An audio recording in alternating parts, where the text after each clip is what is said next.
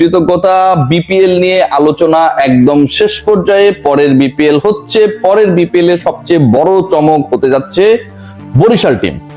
এবং পরের বিপিএল এ যে বা যারা যে প্রতিষ্ঠানগুলো দল পেতে চায় তাদেরকে কত টাকা দিতে হবে।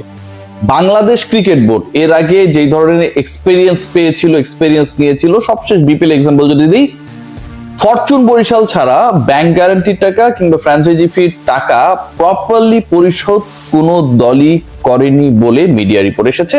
বাট এবার সেই সুযোগ থাকছে না। প্রাইজ মানি কত হতে যাচ্ছে, যে দলটা চ্যাম্পিয়ন হবে অথবা যারা রানার্স আপ হবে তারা কত টাকা পেতে যাচ্ছে, রেভিনিউ শেয়ারিং নিয়ে সব সময় একটা ডিসকাশন ছিল।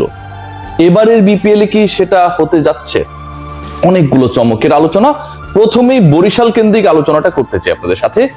আমরা সবাই জানি, সবাই শুনেছি যে ডিসকাশনসটা হয়েছে বিভিন্ন সময় এবং খুবই যৌক্তিক যে আপকামিং বিপিএল এর সময়টা খুবই কম, 2 মাসেরও কম সময় রয়েছে এবং এই বিপিএলটা ডিসেম্বরের 19 তারিখে শুরু হয়ে জানুয়ারির 16 তারিখে শেষ হবে, এরকম একটা ডিসকাশনস রয়েছে।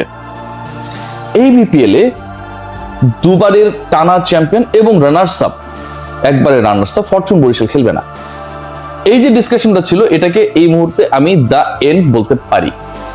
ফরচুন বরিশাল মানে ফরচুন বরিশাল, বরিশালের যে কোনো ফ্র্যাঞ্চাইজি না, ফরচুন বরিশাল নামে সবশেষ 3 আসরের ফাইনালিস্ট যেই দলটায় সবশেষ 2 আসরে তামিম ইকবালের বিশাল একটা ইনফ্লুয়েন্স ছিল দলকে চ্যাম্পিয়ন করানোর ক্ষেত্রে, সেই ফরচুন বরিশাল আপকামিং বিপিএল এ খেলছে।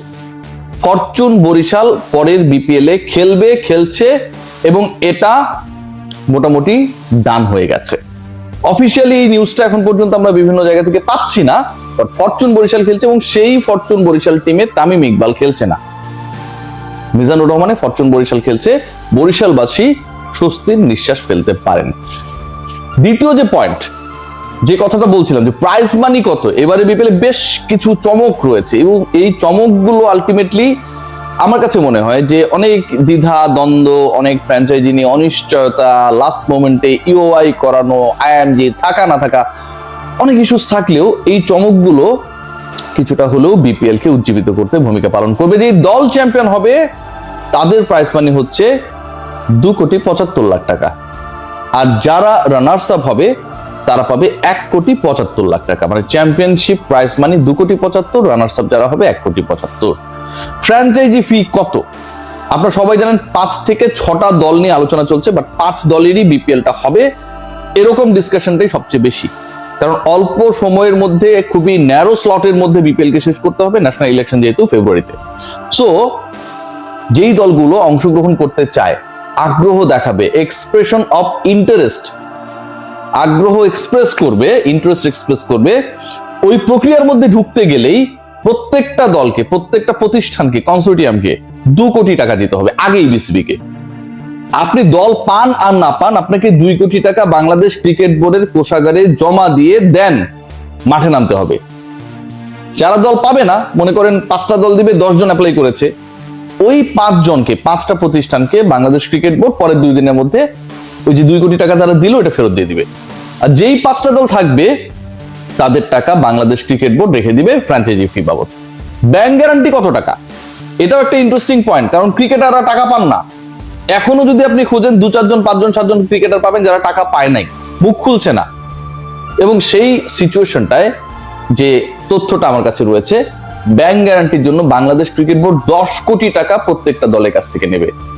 যেই দলগুলো অংশগ্রহণ করবে তাদের কাছ থেকে ব্যাংক গ্যারান্টি পাবো 10 কোটি টাকা বাংলাদেশ ক্রিকেট বোর্ড নিয়ে রাখবে এবং এটা 6 মাস বিসিবি তার মতো করে ফ্রিজ করে রাখবে। আমি যদি দল নিই, ফ্র্যাঞ্চাইজি ফির জন্য 2 কোটি, ব্যাংক গ্যারান্টির জন্য 10 কোটি টাকা আমাকে এনশিওর করেই পুরো প্রক্রিয়া যেতে হবে। সুবিধা বা অসুবিধার জায়গা কোথায়? ধরেন কোনো দল তার ক্রিকেটারদের পেমেন্ট করছে না, ড্রাফটের ক্রিকেটারদেরকে বঞ্চিত করছে, বাংলাদেশ ক্রিকেটে এটা খুবই অহরহ। যখন বাংলাদেশ ক্রিকেট বোর্ড যেহেতু আসর শুরুর আগেই 10 কোটি টাকা নেক্সট 6 মান্থসের জন্য রেখে দিবে, ওইখান থেকে টাকা দিয়ে দিবে, কারো কোনো প্যারা নেই, বিতর্কের সুযোগ নাই। ধরেন কোনো ড্রাইভার গাড়ি চালাইতেছে, ক্রিকেটারদেরকে ক্যারি করতে যাচ্ছে না কারণ মালিক শফিক সে টাকা দিতে চায় না, ব্যাংক গ্যারান্টির টাকা থেকে বাংলাদেশ ক্রিকেট বোর্ড সেই ড্রাইভারকে ডেকে বলবে যে মকবুল ভাই টাকাটা নিয়ে যান, সমস্যা নেই, আমাদের কাছে টাকা আছে। সো ক্রিকেট বোর্ড এই একটা ভালো ইনিশিয়েটিভ এখন পর্যন্ত পরিকল্পনার মধ্যে রয়েছে, এটা যদি হয় এটা বাস্তবায়িত হতে যাচ্ছে। রেভিনিউ শেয়ারিং নিয়ে অনেক আলোচনা হয় এবং এই রেভিনিউ শেয়ারিং এর ডিসকাশনটা আসলে সবচেয়ে বেশি বিতর্কিত পয়েন্ট যেটা, সেটা হচ্ছে যে অন্য যে লিগগুলো হয় সেই লিগে ফ্র্যাঞ্চাইজি ফি বাবতি প্রায় 50 কোটি রুপি বা টাকা এভাবে দেয় যারা দল নেয় সংশ্লিষ্ট বোর্ডকে। তো বাংলাদেশ ক্রিকেট বোর্ড মাত্র 2 কোটি টাকায় ফ্র্যাঞ্চাইজি ফি নিতেছে।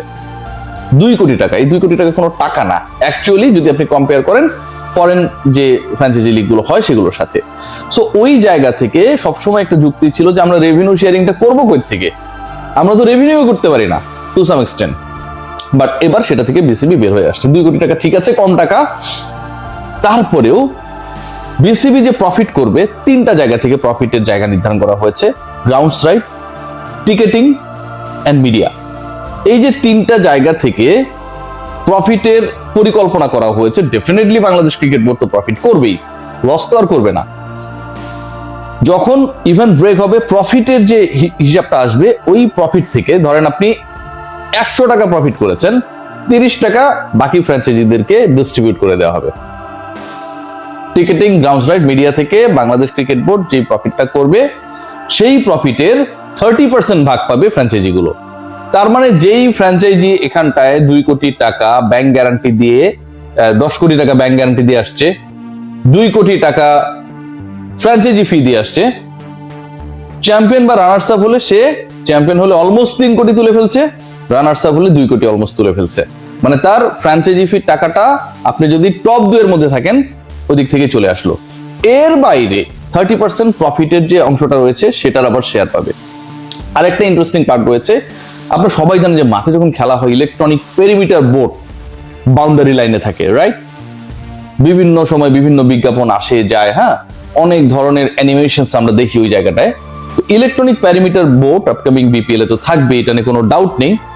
ইলেকট্রনিক প্যারিমিটার বোর্ডে যেই কন্টেন্টস গুলো থাকবে, যেই দল যেদিন খেলবে সেই দলের 30% কন্টেন্ট ইলেকট্রনিক প্যারিমিটার বোর্ডে দেওয়ার সুযোগ থাকবে। এখন মনে করেন যে আপনি কোনো একটা ব্যাংক থেকে স্পন্সর নিয়েছেন, আপনার দলের নাম খুলনা টাইগার্স, আপনি প্রিমিয়ার ব্যাংকের স্পন্সরশিপ নিয়েছেন। প্রিমিয়ার ব্যাংকে আপনি কি শুধু জার্সিতে মাইলেজ দিবেন?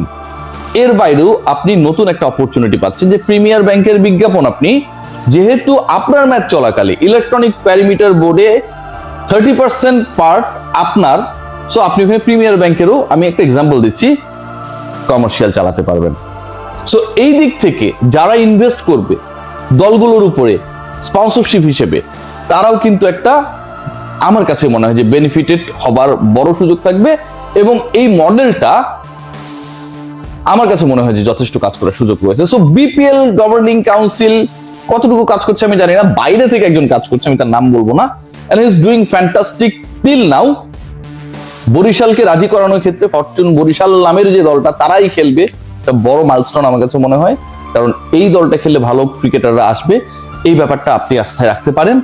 এর বাইরে যেই মডেল, যে পরিকল্পনা, আগে থেকেই টাকা নিয়ে রাখার যে ইস্যুসটা এনশিওর করতে চায় বিসিবি, সেটা আমার কাছে মনে হয় এবারের বিপিএল কে, আপকামিং বিপিএল কে একটা সাস্টেনেবল অবস্থা নিয়ে যাবে। সবাই ভালো থাকবেন, টেক গ্রেট কেয়ার। বিপিএল এর আরো আপডেট নিয়ে আপনাদের সাথে হাজির হব যে কোনো সময়।